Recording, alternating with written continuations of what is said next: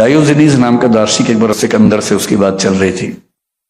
Diogenes एकदम मस्त मौला जैसे सर है, कुछ मतलब नहीं दुनिया जहां से, जो बुनियादी जरूरतें हैं पूरी हो रही हैं, पर्याप्त है। डायोजनीज एक सिनिक फिलोसफर था, अमीर आदमी था, सब छोड़ के, बुद्ध की तरह सब छोड़ छाड़ के एक सड़क के पास रखे हुए एक टब के अंदर रहता था। सारी संपत्ति छोड़ के बैठे, उसके पास कुल संपत्ति क्या थी? पानी पीने का एक गिलास और एक आध कपड़ा जो वो पहनता था। एक दिन गिलास चोरी हो गया तो लोगों ने कहा यार तुम्हारे तो गिलास भी चोरी हो गया। वो बोला यार मजा आ गया मुझे, कल तक मुझे नींद आते हुए ना परेशान रहता था गिलास कोई लेना जाए, अब चला गया, परेशानी ही नहीं हो रही। और रही बात पानी पीने की, जब मैं कल नदी पे गया गिलास भर रहा था तो पड़ोस में एक कुत्ता आया, वो सीधे पी रहा था, तो मैं भी सीधे पी लूंगा, क्यों गिलास ढोऊं बिना बात के। जब सिकंदर ने उसकी ख्याति सुनी, सिकंदर राजा था, तो सिकंदर उसके पास गया। वो आदमी आराम से लेटा हुआ धूप में, सिकंदर सामने आके खड़ा हुआ। सिकंदर बोला मैं यूनान का राजा सिकंदर हूं। उसने यूं देखा, बोला हाँ जानता हूं। बोले मैं आपसे बहुत प्रभावित हूं डायोजनीस, क्या मैं तुम्हारे लिए कुछ कर सकता हूं? उसने कहा हाँ, थोड़ा साइड में हो जाओ, धूप आ रही थी।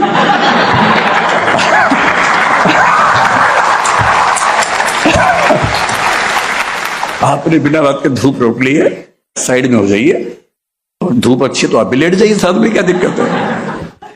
तो सिकंदर बोला कि डायोजनीस मैं आपसे बहुत प्रभावित हूं, मैं भविष्य में आप जैसा बनना चाहता हूं। उससे कि भविष्य में क्यों, आज ही बन जाओ, सब छोड़ के और लेट जाओ इसमें, ऐसा क्या करना है? उससे कहा नहीं, अभी मैं विश्व विजय अभियान पर जा रहा हूं, वापस आगे बढ़ूंगा।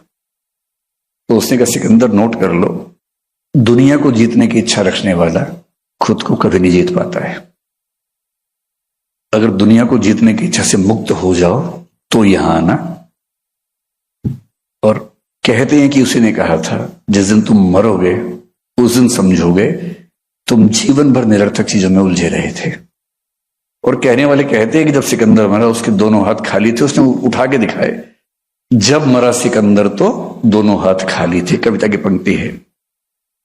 यूं तो सिकंदर के हौसले आली थे, जब मरा सिकंदर तो दोनों हाथ खाली थे। और ये कहानी बन गई कि अंततः डायोजनीस की जीवन दृष्टि ज्यादा बेहतर होती है। भारतीय परंपरा थोड़ी अलग है। पश्चिम में कार्ल मार्क्स मेरा प्रिय चिंतक लंबे समय तक रहा, अभी भी है, पर ये अजीब अहंकारी लोग हैं, समझ नहीं आता है। हीगल के दर्शन से उसने बहुत सीखा, ये मैंने सर से सीखा कि हीगल से उसने क्या सीखा।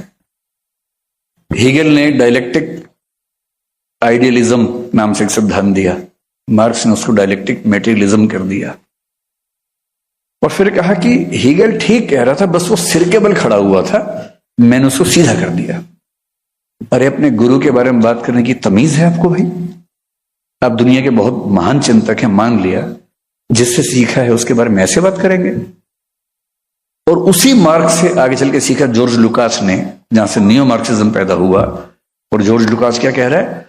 मार्क्स ने सब कुछ ठीक बोला था, बस वो सिर के बल खड़ा था, मैंने उसको सीधा कर दिया। सारे सीधा ही करने में लगे हुए एक दूसरे को। अरे भाई सीखा है तो विनम्र रहो।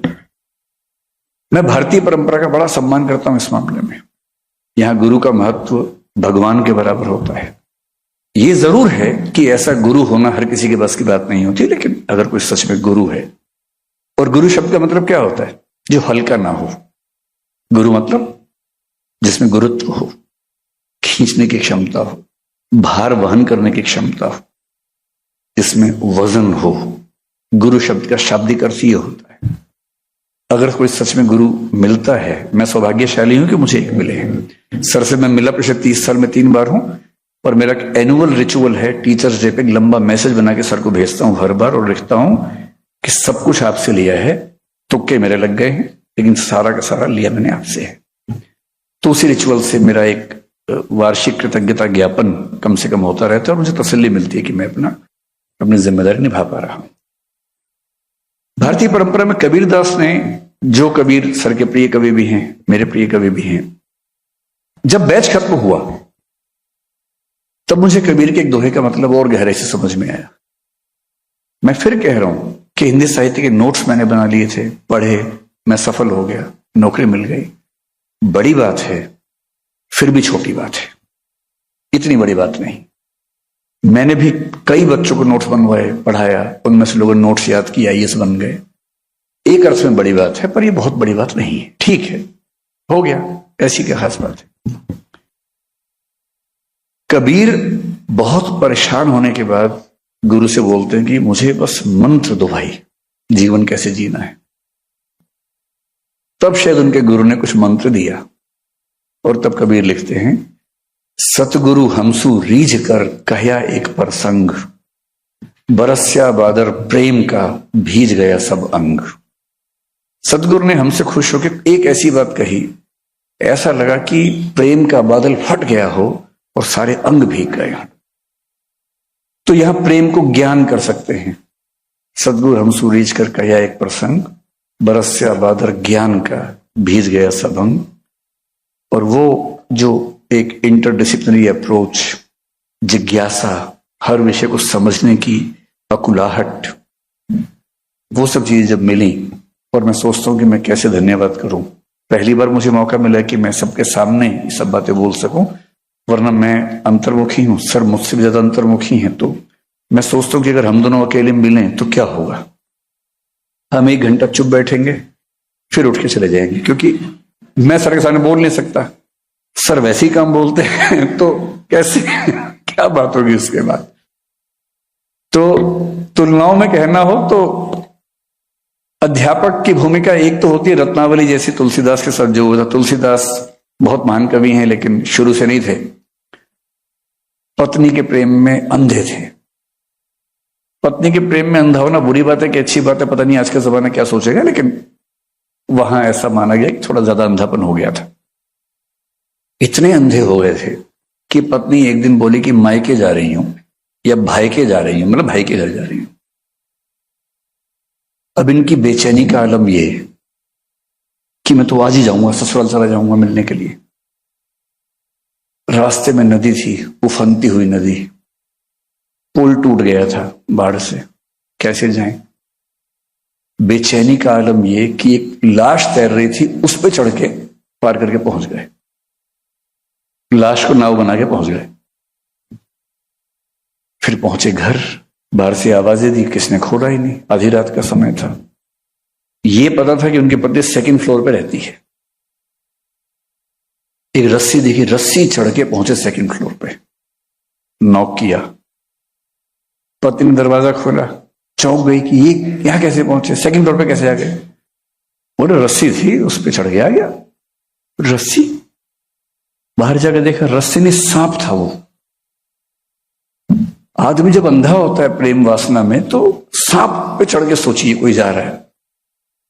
तब पति ने ऐसी फटकार लगाई, बोले जितनी आसक्ति मेरी देह से है उसकी 1% भी राम से होती ना, तुम्हारा जीवन बेहतर हो गया होता। वहां से टर्निंग पॉइंट आता है, वो जाते हैं चित्रकूट और उस चित्रकूट में रहना शुरू करते हैं, वहां रह के साधना करते हैं। तब राम और हनुमान से उनकी कहते हैं कि एक स्वप्न में मुलाकात होती है, वहां से रामचरितमानस पैदा होती है, हनुमान चालीसा पैदा होती है। अब रत्नावली से बाद में कोई पूछे आपका क्या योगदान है, वो कहे कि मैंने तो खाली डांटा था एक बार, या सर कह रहे खाली पानी डाला था थोड़ा सा।